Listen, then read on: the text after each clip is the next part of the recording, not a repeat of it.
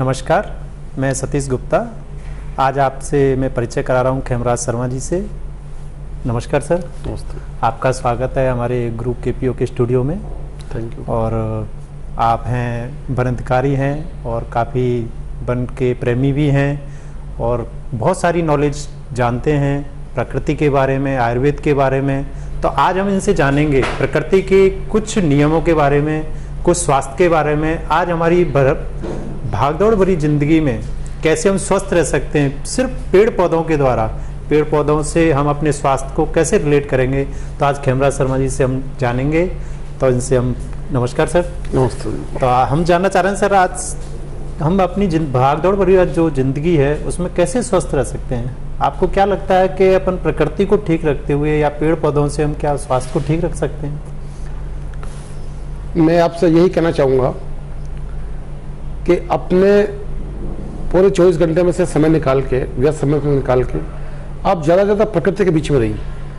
अब प्रकृति के मायने यही नहीं कि आपको जंगल में जाएं या पहाड़ों पे जाएं। जो भी आपके नज़दीक में पार्क है, कोई सड़क किनारे वृक्षारोपण है या आपने घर में वाटिका लगा रखी है, उसमें आप ज़्यादा से ज़्यादा टहलिए तो आपको ऑक्सीजन मिलेगी, आपका स्वास्थ्य सही रहेगा। वैसे भी पेड़ों को देख के मन प्रसन्न होता है तो आपका तनाव उससे कम रहेगा। और बागवानी वगैरह बहुत से जो बड़े बड़े अधिकारी होते हैं, IAS वगैरह, वो स्वयं बागवानी करते हैं तनाव से मुक्त रहने के लिए, टेंशन को रिलीज करने के लिए। तो आप अधिक से अधिक पेड़ पौधों के बीच में रहिए, पेड़ पौधे लगाइए, उनके बारे में चर्चा कीजिए। और जो भी आपके निकटस्थ पेड़ पौधों का क्षेत्र है, पार्क वगैरह, उसमें आप ज़्यादा से ज़्यादा जाइए, घूमिए, अपने परिवार को भी ले जाइए। प्रकृति के जितना नज़दीक आप रहेंगे उतना आपको स्वास्थ्य लाभ होगा, इसमें कोई संदेह की बात नहीं। सर, बात आती है कि अपन ऐसे कौन से पेड़ पौधे जिनसे हम ज़्यादा से ज़्यादा लगाएं और अपने स्वास्थ्य को बेहतर बना सकें? ऐसे कोई स्पेशल कोई पौधा है जिसको हम घर में भी लगा सकते हैं, घर के बाहर भी लगा सकते हैं और लोगों को भी मोटिवेट कर सकते हैं कि ज़्यादा से ज़्यादा वो पेड़ लगाएं और जिनसे हम स्वस्थ रह सकें? बहुत अच्छा प्रश्न किया है सतीश जी ने। इसके बारे में मैं यही कहना चाहूँगा कि वृक्ष और पेड़ पौधे तो सभी लाभकारी हैं, लेकिन किसी विशेष उद्देश्य को लेकर हम लगाते हैं। जैसे बड़े वृक्ष हम घर में नहीं लगा सकते तो कोई बात नहीं है, आप छोटे लगा दीजिए। बिल्कुल आपके सीमेंटेड फर्श है या पक्का है, आप नहीं लगा सकते तो गमलों में लगा दीजिए। कुल मिलाकर हमें पेड़ पौधों से मतलब है, चाहे वो वृक्ष के रूप में हो या झाड़ी के रूप में हो या लता के रूप में हो, यानी क्लाइंबर जिसको हम कहते हैं कि बेल। जैसे घर में आजकल ज़्यादा जगह नहीं होती, छोटे घर होते हैं आवासीय में, तो आप उसमें बेल लगाइए, गमलों में आप पौधे लगा सकते हैं। तो कहीं पर भी पौधा होगा, हरी पत्ती होगी, वो प्रकाश क्रिया के द्वारा, फोटोसिंथेसिस के द्वारा ऑक्सीजन उत्पन्न करेगी, वातावरण को संतुलित करेगी और जो भी वातावरण संबंधी अशुद्धियाँ हैं, एनवायरमेंटल पॉल्यूशंस, उसको ऑब्जर्व करके दूर करेगी। और आपके जो सबसे नज़दीक जो भी आपके पार्क वगैरह, उसमें भी आप लगा सकते हैं। तो मैं तो हमेशा यही कहूँगा कि कुछ ऐसे वृक्ष लगाइए जो बहुपयोगी हों। जैसे ऑक्सीजन तो हर हरे पत्ते से मिलेगी, चाहे किसी प्रजाति का हो। यदि जैसे बाग में आपने झाड़ी के रूप में कड़ी पत्ता लगा दिया तो कड़ी पत्ते में औषधीय गुण है, औषधीय गुण से भरपूर है ये। एक तो आप कनेर की झाड़ी लगाएं तो उससे कोई ज़्यादा लाभ होने वाला नहीं, केवल हरियाली का लाभ आपको, ग्रीनरी का। और कड़ी पत्ता लगाएंगे तो हरियाली भी मिलेगी, औषधीय गुण भी मिलेंगे, उसमें सुगंध होती है। आपको अलग से पेड़ पौधे उगाने की आवश्यकता नहीं। कुछ धार्मिक वृक्ष को उगा सकते हैं, जैसे कि बेलपत्र का पेड़ है, पार्क में कुछ बेलपत्र के आप पेड़ लगा दें तो उससे उसके बेलपत्र जो वहाँ रहने वाले लोग हैं वो वहाँ से लेकर के और मंदिर में अर्पण करेंगे, उससे नाना प्रकार के लाभ होंगे। और उसका जो फल आएगा उसको भी आप प्रयोग में ले सकते हैं। तो जब तक देखेंगे नहीं, सीइंग इज बिलीविंग, यानी देखने के बाद हम विश्वास कर सकते हैं। जो उसके फल आएंगे, उन फलों को वहाँ के विद्यार्थी देखेंगे, जो भी वहाँ के रहने वाले वो देखेंगे तो उससे मोटिवेट होंगे, उसको उपयोग में ले सकते हैं। और मैं सब ज़्यादा वकालत करूँगा अशोक वृक्ष की। अशोक वृक्ष ऑक्सीजन, जिसका जितना फोलेज होगा, यानी पत्रक यानी पत्तियाँ, जितनी ज़्यादा पत्तियाँ होगी उतना उसका सतह का क्षेत्रफल यानी सरफेस एरिया ज़्यादा होगा। ज़्यादा सरफेस एरिया होगा तो ज़्यादा फोटोसिंथेसिस होगा, यानी प्रकाश संश्लेषण। जितना प्रकाश संश्लेषण होगा उतनी ऑक्सीजन ज़्यादा बनेगी। तो जितना घना सघन होगा, लेकिन घर में जगह नहीं होती तो हम पास के पार्क में लगा सकते हैं। किसी हमारे पड़ोसी घर के सामने नहीं है तो हम वहाँ भी रोपित कर सकते हैं। लाभ तो सभी को मिलेगा, आप पेड़ कहीं भी रोपित कीजिए, लाभ उसको सभी को मिलेगा। तो जिसमें जैसे अशोक के वृक्ष है, एक होते हैं शहरी वानिकी, यानी शहर में किस प्रकार के पेड़ पौधे लगा जाएंगे हमको सौंदर्य हो, तो उससे मुझे सुंदरता मिलेगी। उसको दो प्रकार से हम प्राप्त कर सकते हैं। एक तो हम पेड़ पौधों की पत्तियों से, जो देखने में इतनी सुंदर लगे कि आनंद आ जाए, हमारा चित्त शांत हो जाए, तनाव दूर भाग जाए। जैसे कि अशोक को देखते में लगता है कि बहुत अच्छा पौधा है, तो अशोक में फूलों सुंदरता नहीं देता, वो अपनी पत्तियों सुंदरता देता है। इस प्रकार से बहुत से वृक्ष वो फूलों से देते हैं, जैसे कि अमलतास है। अमलतास के फूलों पे बड़े कवियों ने बहुत ज़्यादा कई कविता भी लिखी है। अमलतास के सघन पीली फूल ऐसे करते हैं कि इच्छा करते हैं गाड़ी रोक के देखते रहे इसको। और अमलतास की जो फलियाँ होती है, हरी फलियाँ भी आती है, वो बाद में थोड़े काले रंग की जाते, मेच्योर रहती है, परिपक्व। उसके बारे में पुरानी जो जितने भी कहावते हैं उनमें दम है, यानी सच्चाई है। तो कहते हैं ना कि सराहने पर रख करके सपने नहीं आते। सपने क्यों आते हैं? सपने इसलिए आते हैं कि हमारे मस्तिष्क में जब विद्युत चुंबकीय व्यवधान यानी इलेक्ट्रोमैग्नेटिक डिस्टर्बेंस होता है तो हमको आते हैं सपने। तो जो देहरादून में FRI है, फॉरेस्ट रिसर्च इंस्टीट्यूट, उसमें भी रिसर्च हुई है कि उसमें कुछ मैग्नेटिक प्रॉपर्टीज हैं। तो सराहने रखने से जितना मस्तिष्क के नज़दीक होगा उतना ज़्यादा प्रभाव करेगा, जितना दूर होगा उतना कम प्रभाव करेगा। सराहने का मतलब है कि मस्तिष्क के नज़दीक, तो उससे जो हमारी तरंगे हैं वो एक संतुलित हो जाती है। तो बुरे सपने नहीं आते, अनावश्यक सपने नहीं आते, ज़्यादा सपने नहीं आते। तो ये भी इस कहावत में सच्चाई है कि इससे बड़ा लाभ होता है। और इसके गुदे की जो फली होती है, हालांकि आप किसी वैद्य या चिकित्सक के परामर्श से इसका उपयोग करें, सीधा उपयोग ना करें, क्योंकि इसमें परहेज भी होती है, सावधानियाँ भी होती है, प्रयोग करने के तरीके भी होते हैं। तो इसका जो फल का गुदा है वो कब्ज को दूर करने में बहुत रामबाण होते हैं, बिल्कुल अचूक है, इससे निश्चित रूप से फायदा होता है। तो ये दवाई का भी काम कर गया। उसके अलावा जैसे पतंजलि रॉक्स बरगाई है, तो पतंजलि रॉक्स बरगाई एक वृक्ष होता है। तो इसके बारे में हमारे धर्मशास्त्रों में मान्यता है कि जो भी व्यक्ति इस वृक्ष को उगाता है, यानी पनपाता है या उगाता है या ग्रो करता है, तो उसको अपने पुत्र संबंधी बहुत लाभ होते हैं। जैसे कि पुत्र अधिक समय तक जीवित रहे, स्वस्थ रहे, दीर्घायु हो, यानी संतान की जो बेल वृद्धि इसको कहते हैं वो पतंजलि से होती है।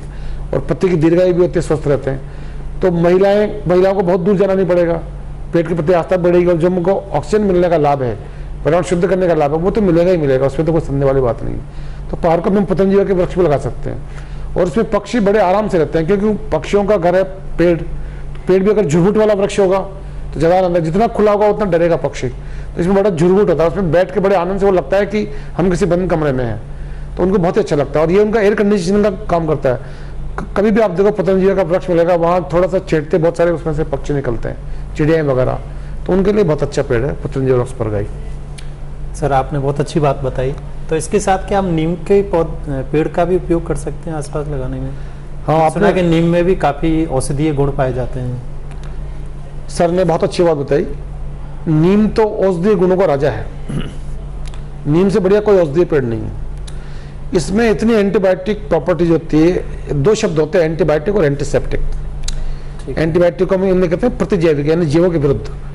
तो कई बार हम क्या करते हैं कि जैसे एंटीबायोटिक टेबलेट्स लेते हैं तो हमारे शरीर में दो प्रकार के बैक्टीरिया होते हैं, हार्मफुल बैक्टीरिया यानी लाभकारक जीवाणु और हानिकारक जीवाणु।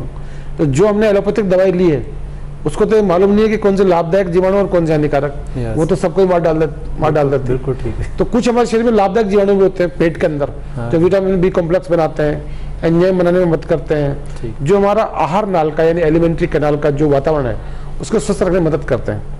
तो वो भी मर जाते हैं क्योंकि हमने एंटीबायोटिक खा ली। तो मैं आपसे यही कहूँगा, जब कभी भी आप एंटीबायोटिक खाएं तो एंटीबायोटिक हानिकारक को तो समाप्त करती है जिसके लिए हमने वो दवाई ली है, लेकिन वो लाभदायक को भी समाप्त कर देती है, उसको लाभदायक और उसमें उसको मालूम नहीं, हमको मालूम है। तो फिर इसका सबसे सर्वोत्तम उपाय ये है कि आप अधिक से अधिक दही खाइए। दही में वे सब जीवाणु मौजूद हैं जो हमारे शरीर में से जो लाभकारक जीवाणु नष्ट हो गए उनको फिर से स्थापित करने के लिए, फिर से बसाने के लिए, उसको रीएस्टेब्लिश करने के लिए वो दही में मौजूद है। तो जब भी आप एंटीबायोटिक का कोर्स लें तो उसके बाद दही जरूर खाएं, उससे नेचुरल सब्सटेंस होते हैं। इसके लिए जो एलोपैथिक डॉक्टर्स वो स्पोरलेक देते हैं, तो स्पोरलेक में वही चीज़ है, लेकिन मैं दही की सलाह दूंगा, आप दही खाइए, प्राकृतिक पदार्थ खाइए। तो एक तो होता है एंटीबायोटिक यानी प्रतिजैविकी, और एक होता है एंटीसेप्टिक। एंटीसेप्टिक वो पदार्थ होता है जिसकी उपस्थिति में जीवाणु पनपते नहीं, जैसे कि डिटोल, हम घर में पोछा लगाते हैं डिटोल का या बिल्कुल सही अन्य पदार्थ होगा, तो उसकी जो प्रेजेंस है उससे वो पनपते नहीं है वहाँ। और एक होता है एंटीबायोटिक जो पहले से उत्पन्न हो गए उनको समाप्त करते, वो एंटीबायोटिक हो गया। तो नीम से बढ़िया एंटीबायोटिक और एंटीसेप्टिक दोनों ही, यानी कहते हैं ना सोने में और सुहागा, वो दोनों इसमें प्रॉपर्टीज है। बहुत से पुराने लोग इसकी जो प्रारंभिक पत्तियां जो हल्का लाल रंग लिए होते हैं, मतलब चेरी कलर बोलते हैं उसको, तो वो खाते थे। हाँ, उसका सेवन करते, तो उससे पूरे साल भर के लिए उनके शरीर में इतनी जबरदस्त इम्यूनिटी डेवलप हो जाती थी कि डॉक्टर वैद्य किसी के पास जाने की आवश्यकता नहीं होती थी। यानी इतना इम्यूनिटी प्रतिरोधक, रोगों से लड़ने की क्षमता या रोगों से बचाव की क्षमता, इम्यून सिस्टम, यानी बॉडी का रेजिस्टेंस इतना स्ट्रॉन्ग हो जाता था। तो वो तो हो गया पत्ते। और दूसरा क्या है कि हमारा जैसे मुंह की कोई बीमारी हो जाती है, किसी को होता है साहब मुंह में सड़न पैदा हो जाते हैं, पायरिया वगैरह हो जाता है। अब पायरिया के लिए साहब पहले तो डॉक्टर को पूछेंगे अच्छा डॉक्टर कौन सा है, फिर समय निकालेंगे, फिर 500 रुपये फीस के देंगे, फिर काफ़ी दवाइयाँ लाएंगे जो साइड इफेक्ट भी करेगा, नुकसान भी।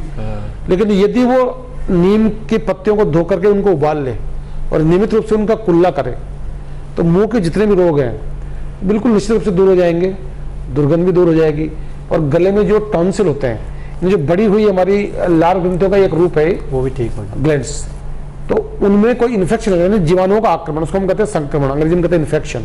जब इन्फेक्शन हो जाता है तो वो फूल के मोटे हो जाते हैं, असामान्य हो जाते हैं, यानी हम बीमार हो जाते हैं, अपने कार्य क्षमता में कमी हो जाती है, हम कार्य तो कम कर पाते हैं, बिल्कुल नहीं कर पाते।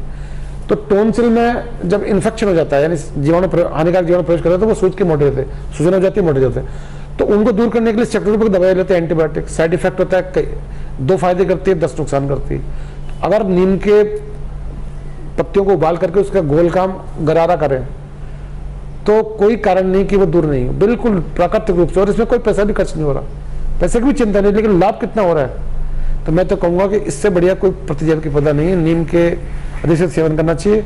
और इसके पत्तों के ब्रश, पुराने आदमी ब्रश किया करते थे, नीम की पतली से दातुन नरम, ज्यादा कड़क नहीं, ज्यादा कड़क करोगे तो मसूड़े खराब हो जाएंगे, तो मसूड़े पे ज्यादा नहीं, दांत पे, तो उससे एंटीबायोटिक, यानी नीम का जो अंदर जो एल्कलॉइड है, जो सब्सटेंस है, वो इतना बढ़िया एंटीबायोटिक है, इतना बढ़िया एंटीसेप्टिक है, इसका कोई सानी नहीं है, इसके जैसा कोई दूसरी चीज। सर मैंने सुना कि नीम के सेवन से स्किन डिजीज भी ठीक हो जाती है, क्योंकि जब बच्चा, मैंने पुराने चीज़ें पढ़ी हैं उनमें देखा था कि जब बच्चा घर में बहुत पैदा होता है तो जो महिलाएं थी पानी गर्म करती थी नीम की पत्तियां डाल के और उसके बाद उसको नहलाती थी, ऐसा भी मैंने कहीं सुना था। सर ने बहुत अच्छा बताया कि बहुत से लोग कहते थे फोड़े फुंसी होते थे, पुराने टाइम गांव में डॉक्टर नहीं थे या जानकारी नहीं थी या समय नहीं था, बहुत सारे कारण से, तो वो चिकित्सकों से परामर्श नहीं कर सकते थे, उनके पास अपने इलाज के लिए जा नहीं सकते थे।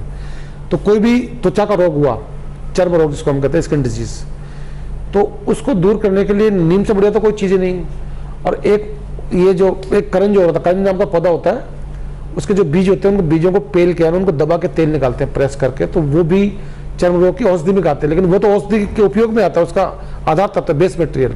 लेकिन अभी उसकी बात नहीं करें, हम नीम की बात करें, तो नीम का जो बाहर का जो छिलका होता है जिसको पपड़ी से उतार करके उसको घिस के लगाते थे, तने पर से नीम का छाल उतार करके छाल का टुकड़ा घिस करके लगाते थे। लेकिन इससे भी ज्यादा प्रभाव यह है कि जैसे नीम के पानी को आपने उबाल लिया, अब उबाल करके आप उसको थोड़ा सा और गर्म करते रहें, यानी वो गाढ़ा हो जाए, तो उसमें इतनी जबरदस्त तीव्रता होती है, इतनी तेजी होती है, इतना पोटेंशियल होता है कि त्वचा रोग तो बस भागते नजर आते हैं। क्योंकि त्वचा के जितने भी ब्रॉड स्पेक्ट्रम फंगस से होता है, यानी कवक भी कहते हैं, आम बोलचाल में कवक भी कहते हैं, आम बोलचाल में फोन कहते हैं, शुद्ध हिंदी में कवक, और हम फंजाई कहते हैं। तो फंगल इन्फेक्शन होते हैं, उसके लिए बहुत रामबाण है। इसी के साथ मैं ये भी करना चाहूँगा कि कवक संक्रमण से बचाव के लिए, कवक संक्रमण होने के बाद उससे मुक्ति के लिए नीम के पौधों, नीम को उबाल करके उसके पानी का लेपन करें, उससे धोएं, और वो सूखने के बाद थोड़ी सूर्य स्नान भी करें, क्योंकि सूर्य स्नान में जो पराबैंग नहीं करने उनमें अद्भुत शक्तियाँ होती है जीवाणु को नष्ट करने की। तो इन 2 से हो जाएगा।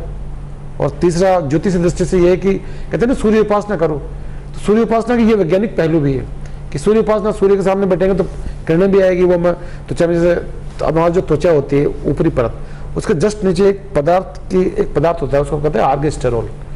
आर्गेस्टेरोल पर जब सूर्य की किरणें पड़ती है तो वो आर्गेस्टेरोल विटामिन डी में बदल जाता है, कन्वर्ट हो जाता है। तो हमें विटामिन डी की, जैसे कहीं कहते हैं ना सूर्य की रोशनी विटामिन डी, तो विटामिन डी सूर्य से नहीं आता, हमारे परत के नीचे एक पदार्थ होता है, परत लेयर, उसको कहते हैं आर्गेस्टेरोल। उस पर जब सूर्य की किरणें अवशोषित होती है तो वो रासायनिक क्रिया करके विटामिन डी का निर्माण करती है, वो हमारे शरीर के उपयोग में आता है, और अधिक होता है तो यकृत में इकट्ठा हो जाता है। तो इस तरीके से सूर्य से हमें विटामिन डी प्राप्त होता है। लेकिन ध्यान रहे कि विटामिन डी के चक्कर में ज्यादा देर नहीं बैठ जाए, उससे त्वचा को नुकसान होता है। विटामिन डी लेने के सबसे बड़े आसान तरीका मैं आपको बताता हूँ, कितने सुहाती धूप, जब आपको जलन लगे, बेचैनी हो, तो आप धूप से हट जाए, विटामिन डी प्राप्त होगा। तो देखा आपने, आज जाना हमारे सर से कि हम कैसे पेड़ पौधों से ठीक रख सकते हैं और अपने स्वास्थ्य को कैसे बेहतर बना सकते हैं। सर ने बहुत अच्छा बताया, पेट को हम कैसे ठीक रख सकते हैं, अपनी स्किन डिजीज को कैसे ठीक रख सकते हैं, और ज़्यादा से ज़्यादा पेड़ लगाएं। मैं तो यही कहना चाहूँगा कि हम जितने भी लोग इस वीडियो को देख रहे हैं, ज़्यादा से ज़्यादा पेड़ लगाएं, नीम का पौधारोपण करें, और नीम को, पेड़ को बढ़ाएं, और अशोक के जैसे सर ने बात की, और प्रकृति से जितना जुड़ेंगे उतने हम स्वस्थ रह सकते हैं। सर आपका बहुत बहुत धन्यवाद, आज आप हमारे स्टूडियो में आए। नमस्कार।